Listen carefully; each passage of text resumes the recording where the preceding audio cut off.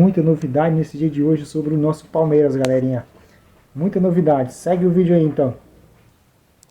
Agora, no Palmeiras não tem sonho não, ali é só realidade. Já contratou o Facundo, já contratou o Paulinho, já tá de olho no Vitor Roque, já pensou, já fez proposta para o Andreas Pereira e a Leila tá maluca, não para.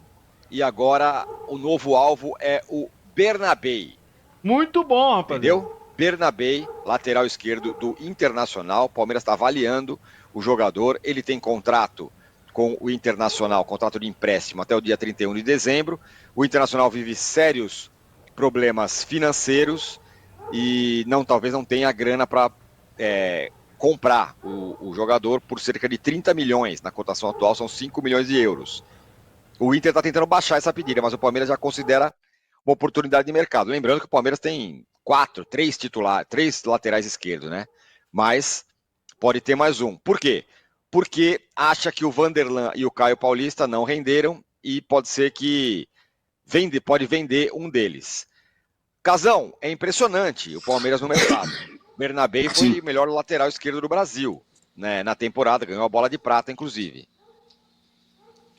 Então, o lance é o seguinte. Primeiro, a movimentação do Palmeiras é tudo 24 anos para baixo. Todos os jogadores, 24 anos para baixo. É caro, vai gastar uma grana alta com Paulinho, com Facundo Torres, possivelmente Vitor Roque ou Bernabei. Todos jogadores que têm mercado. Então o Palmeiras está investindo se concretizar tudo isso, está investindo alto em jogadores que têm mercado. Isso aí. Que, dependendo do que rolar no time do Palmeiras, o Palmeiras pode, numa venda futura, ganhar até mais do que está investindo. Ponto. É um investimento para bons jogadores, ótimos jogadores. Dá para vender bem, pô. Muitos jovens. É uma linha favorável ao clube, né? Uma linha favorável ao futebol, né? Você montar um time competitivo, mas também pensando num retorno futuro, num possível retorno futuro. Eu acho que os clubes deveriam ir por aí, dessa maneira, que é o inverso, por exemplo, de Pogba. Completamente inverso. Diga o exemplo do Varridão. Querendo contratar o Bernabei, fica claro que eles consideraram errada a contratação do Caio Paulista, né?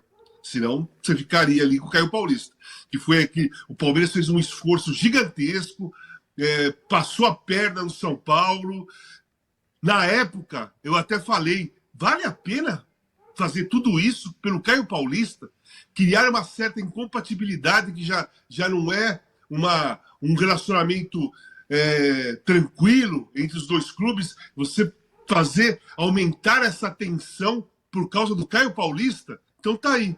Todo o esforço que foi feito, toda aquela ação por trás das cortinas, todo aquele movimento deu nisso.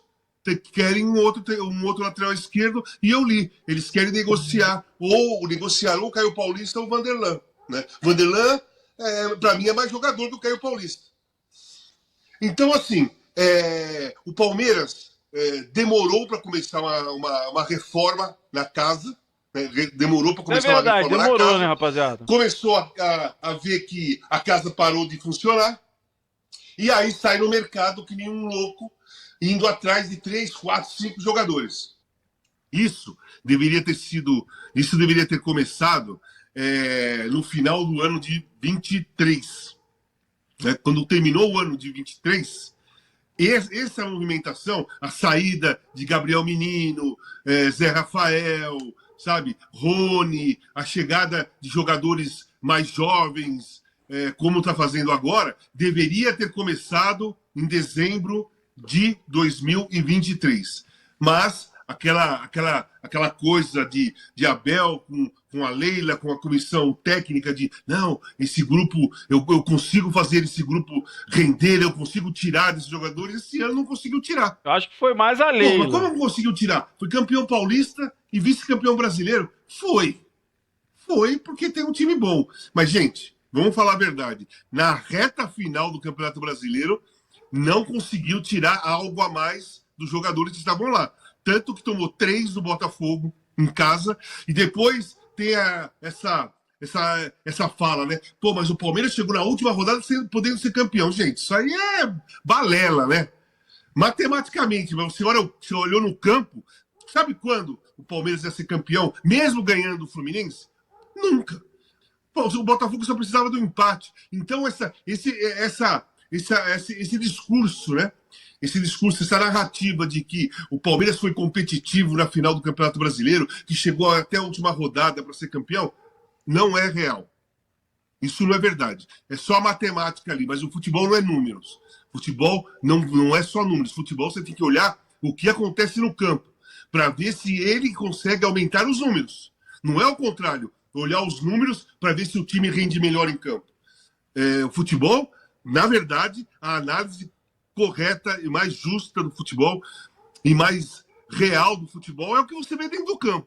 Então, o Palmeiras precisava de uma reforma urgente, poderia ter feito com menos pressa, menos correria, se fosse em dezembro de 23, mas está fazendo corretamente dessa vez, né, nesse momento. Se trouxer o Vitor Roque, você pensa, Estevão, Vitor Roque e Paulinho. Tudo jovem, cara. Todos jogadores jovens. Os caras acham que o Paulinho tem 30 anos. Não é possível que alguém fale assim, pô, Paulinho não jogou nada no Atlético Mineiro, vai vir no Palmeiras, é um estorvo. Cara, o cara tem 24 anos, é campeão olímpico. Só para dar um toque, né? Isso é importante, né? O Palmeiras está indo atrás de jogadores jovens, sem veteranos na jogada. Agora, essa do Bernabé se une a outras coisas, o Mili, Paulinho, todas essas coisas estão rolando aí. Andreas Pereira, estamos falando de um jogador que é titular da Premier League, não é pouca coisa. Né? Jovem. Movimento jovem também, tem 28 anos. Agora Bernabé. E tem um capítulo especial dessa história do Caio Paulista, né? Tudo que foi feito, e pula o muro, e trai o não sei o quê, e blá blá blá, e agora pula chapéu, não sei o que lá. Esse ano do Caio Paulista foi péssimo. Lembrando que se ele estivesse no São Paulo, muito provavelmente ele seria titular do São Paulo. O Palmeiras não chegou nem perto disso, fez uma temporada ridícula. Sim. Já era feia a história do Caio Paulista, mesmo se tivesse dado certo, né, no Palmeiras. Já seria feia. Dando errado, a gente acrescenta justiça à ofensa, né? Porque foi feio mesmo. Então, e o Caio, assim, também o que esperar do Caio Paulista, assim, ele é um bom jogador, no Fluminense ele era atacante, tá? Ele é um jogador versátil, mas não aconteceu, né? O titular era o Piquerez, teve a falta de sorte do Piquerez se machucar, e o Caio Paulista precisou da titularidade e não entregou, né? O que eu acho que acontece? Nesse período, no ano passado, o Palmeiras, a Leila, estava tentando segurar o Abel, né? O Abel ia sair. A gente já estava dando notícia assim, né? O Abel já foi, e a Leila segurou. Eu acho que esse primeiro mandato dela, ela manteve muita coisa. Ela conseguiu manter o Abel, a gente sabe que o Abel teve propostas para sair.